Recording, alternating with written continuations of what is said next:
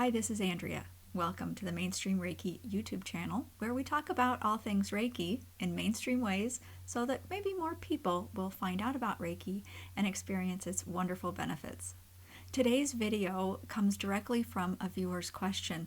Nicole commented on my last video and she asked if I had done a video about what I say at the end of a Reiki session. Interestingly enough, I had made a video quite a while back about what to say before a Reiki session, and I hadn't really thought about afterwards. I'll go ahead and put a link up top to that other video if you're interested in what I say before a Reiki session. I suppose a Reiki session could end any number of ways, and I'll just offer you what I do at the end of my sessions in hopes that it might help you. So in this scenario, I would have a person in my Reiki office, in my professional office space. We would have met each other. They would fill out a form, my intake form. We would talk for a few minutes, and then we would conduct the session together. They would be laying down on a Reiki table or massage table, and I would conduct the session. In person, I don't take any notes or anything like that, but I do intuitively tune in with their separate permission, and I make mental notes through the session about what is coming up for me. And at the end of the Reiki session, I always end with grounding, and then I go to the side of the client and I seal in the healing energy by drawing a power symbol over their heart and using my intention and visualization.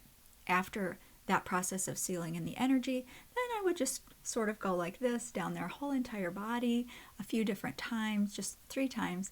And what I'm doing there is I'm just kind of sweeping the aura, kind of like when you pet a cat and you just gently pet down the fur, just to sort of close down the aura and just leave them in a calm and serene and peaceful place. Anytime I'm completing a session, I of course have been receiving Reiki through the session. So I'm very calm, very centered, very peaceful and happy, and again, just in gratitude. As I'm standing there feeling these wonderful feelings, then I might place a hand down on their arm very gently, and I might say something like, when you're ready, bring your attention to your eyes, slowly open them and come back. And you could change that however you wanted to say it. I'm sure every time was maybe a little bit different for me in what I would choose to say, but something along those lines. And just have it resonate with you. And why I'm doing that is I'm offering a physical touch, and that is to kind of bring them back into the present moment, bring them back into their body. And if you recall, I just said that I finish with grounding, and I actually do touch their ankles or the sides of their feet or maybe the bottoms of their feet, however it turns out. But I do use touch when I do the grounding at the end of the session. For sure, I feel like that helps them return back into the physical body and start to become more aware of their surroundings. So as I'm bringing them back, I'll use that gentle touch on the arm for sort of the same reason, and then I use the words to start engaging their brain, and so they can hear me through their hearing sense, and then the instruction about bringing the attention to their eyes, it helps direct them. They're then following simple instructions, and they're bringing all of their senses back into the present moment and returning fully at that point.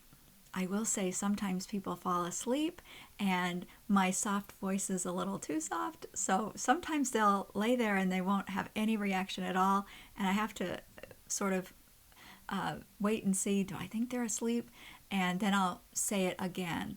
But sometimes they're very deep and they've heard me. It just takes a little bit of time to get back. So, don't be alarmed if you have to repeat yourself a little bit like that. As we know, Reiki can take people to very far away places, and so it can take them a little bit of time to sort of come back to us. Now, once they come back and they open their eyes, I just might take a couple of breaths and let them be there. They will often say something, and that can range from any number of things you might imagine. And once I'm going to share this. I had a woman and she was really skeptical about Reiki and she'd never had it before. We had never met, And so I did the whole session. And as soon as she opened her eyes, she turned her head to me and she said, "Reiki is real." And that just made my heart just swell. I just thought that was so awesome, but very unexpected, for her to do that. So you never really know how the session's going to end. You just kind of have to go with the flow and wing it. But back to how I would normally do it, and that includes them when they open their eyes, then I would possibly say something like, "Did you have any sensations or areas of the body that got your attention?" And I do that for one main reason. Well, I guess maybe there's two. So the first reason is it helps get them to notice what and remember what they felt in the session, because it's sort of like a dream. When we have a dream and we want to remember it or whatever, we need to think about the dream and then we remember it. If we wake up and we know we had a dream, but we set our feet on the floor and we get up and we start doing things, we forget what the dream was. And I found over the years that that's really true about Reiki sessions.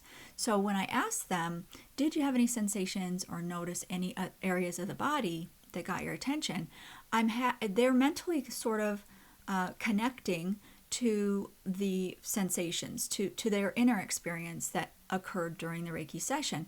And it can be really great for them because they'll say, "Oh yeah, when you were at my heart," and they'll have these really neat insights, or they'll have different sensations, and they want to remember these things. So I think that when we ask them about it just after the session, it helps sort of cement that in their minds, and that can be really useful for them and enjoyable too, because they have memories that they can draw back from and say, "Yeah, in that session, this, and this happened." And for people who might be skeptical about Reiki, that can be really helpful because it helps give them a real experience that goes toward them, actually believing that something really happened. The other reason I will ask them this question, that second reason, is, aren't you curious? I mean, I'm curious as a Reiki practitioner. I'm curious. I want to know what they felt. It's fun. We're quiet the whole session. I don't really talk to them or anything. Of course, there are those certain situations where you might do that, but in general, I'm very quiet. And so I have no idea what's going on, internally with them, what their experience is. So it's a really cool way that as practitioners, we can ask the question. And I love it because it benefits them, because they get to remember, like I just explained, but also I get to hear some feedback. And that is always fun as a practitioner. So once they've answered that, and that little bit winds down, I might say something like, "Well, I've got some things to share with you too, so why don't I help you up from the table and we'll go sit down and we can talk for a few minutes." And at that point, I help them. If they had a blanket or a bolster under their knees, I'm removing that at this point. I'm helping them sit up. I make sure that my footstool is placed appropriately on the floor for them, so that when they sit up and turn their bodies, the footstool's right there. That helps them step down to the floor in a safe way, but I'm standing right there.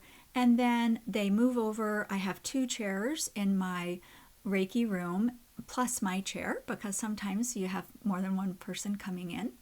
And I'll sit on my chair, they sit down, I offer them a bottle of water, and then I go ahead and I tell them the story that I perceived during the Reiki treatment. And so that's going to vary from practitioner to practitioner. So whether you are very intuitive or not so much yet, it doesn't matter, because as practitioners, we always have stuff to tell our clients. It could be as basic as when I had my hands placed over the crown of your head, I felt this cold rush of air, this cold energy. It might, whatever it is. So you can talk about what you noticed as the practitioner. At the end of the session, there are some other things that we have to take care of, and that includes payment and rescheduling. If I had guidance during the session of a follow-up appointment, like how long it would be before a follow-up appointment, I will share that with the client. But when they ask me if they need to come back, then I'll give them my impression, that kind of thing. But one of the things I like to tell my clients is that, something brought them in that at that time, that day for that session, and I ask them to follow their guidance and listen to that. So I like that. I think it puts them more in the seat of decision. And it's true, something did lead them to have that Reiki session that day. Often they need to process things and go about life a little bit in order to see the changes that Reiki is offering them. And then it's really only then that they might know when a follow-up would be a good idea. In my office, I might say something to them like, I did feel like if you came back in 2 weeks, that would be really beneficial if I received that guidance in the session. And I'll always offer and say, would you like me to look at my schedule and we can come up with a return date, or would you rather wait and see what you think? And I like that because I don't feel like I'm pushy. That's the last thing I ever want to do. And I want them to feel as though they're in the driver's seat as far as how their Reiki sessions are going to go. The next thing would be payment. And it's easy to use Square or PayPal with an app to receive payments. And I switched from PayPal to Square for my client sessions for one really big reason, and that was I had clients and they wanted to add a tip to my session, and I had no way to do that at the time with PayPal, but Square allowed that. So I switched and started offering to take credit cards with Square, and I liked that because those clients that wanted to tip me had an easy way to do that. And I never expect tips. I'm not used to tipping, for Reiki, but I had clients that requested it. I went ahead and did that. And I've been very surprised at the number of clients who feel moved to generously give me a tip. And so, of course, I don't refuse that because that helps me be able to stay in business and keep offering Reiki to more people, which that's why we're here doing it in the first place. Now that I use online scheduling, a lot of my clients will pay before they even walk in, which I love that. It's so convenient.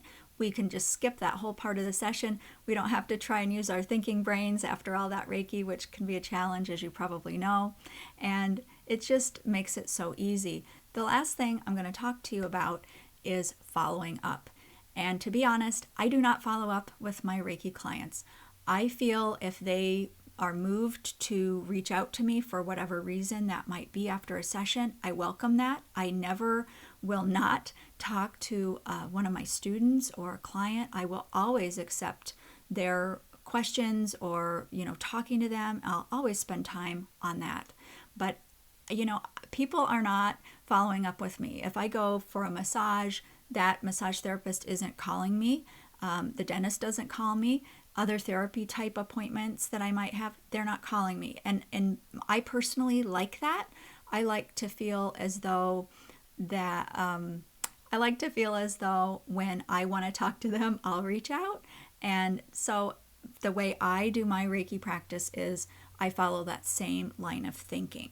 I don't ever want to be judged as me pestering my clients, and maybe I'm just weird like that. I don't know, but that's just me. So if you want to do follow-ups with your clients, please do if that feels right for you. But for me, I just don't really do it. However, I am always available for my clients if they want to reach back out to me for any reason. So with that being said, I think that about wraps up the topic.